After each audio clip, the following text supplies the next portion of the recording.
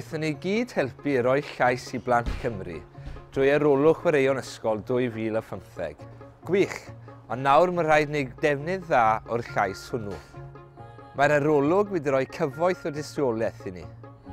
Felly, does dim byd yn atal ni rhag gwneud defnydd da o lais 116 o filoedd o ieuenctid Cymru.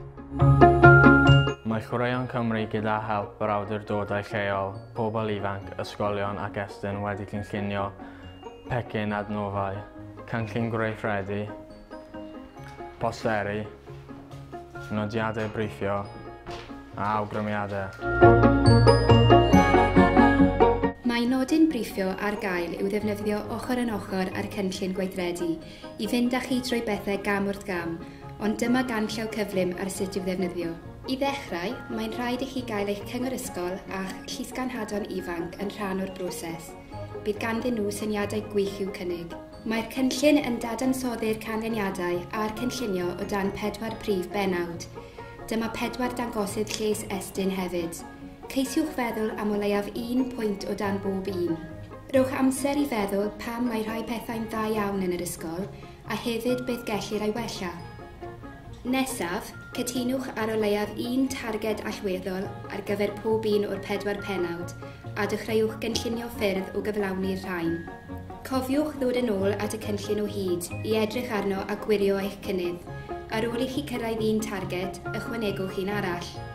A chofiwch ddefnyddio posteri i roi'r wybodaeth ddiweddaraf i'r ysgol gyfan. Dangos ble mae angen i'r ysgol wella. Dangos ble mae'r ysgol yn ei gwaith da. Mae'n rhoi llais i ddisgyblion i awgrymu clybiau a chwaraeon newydd. Mae'r cyfle ni gynllunio beth rydym yn mynd i wneud. Adnabod pwy sydd gallu helpu ni wella.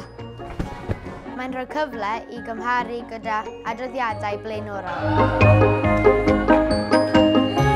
Byddwn yn targedu y 4 dangosydd lles estyn sy'n ymddangos yn y cynllun gweithredu gyda'r gobaith o gwella darpariaeth addysg gorfforol yn y gwersi ac yn allgyrsiol. Un peth bydd y Cyngor Chwaraeon yn ei wneud yw creu holiadur i'r disgyblion mwyn cyfleu syniadau ar gyfer sut gallwn ni gwella mwynhad yn y dysgu. Byddwn nhw'n defnyddio'r gwybodaeth wedyn o'r holiaduron wrth baratoi ar gyfer y cynllun datblygu adran.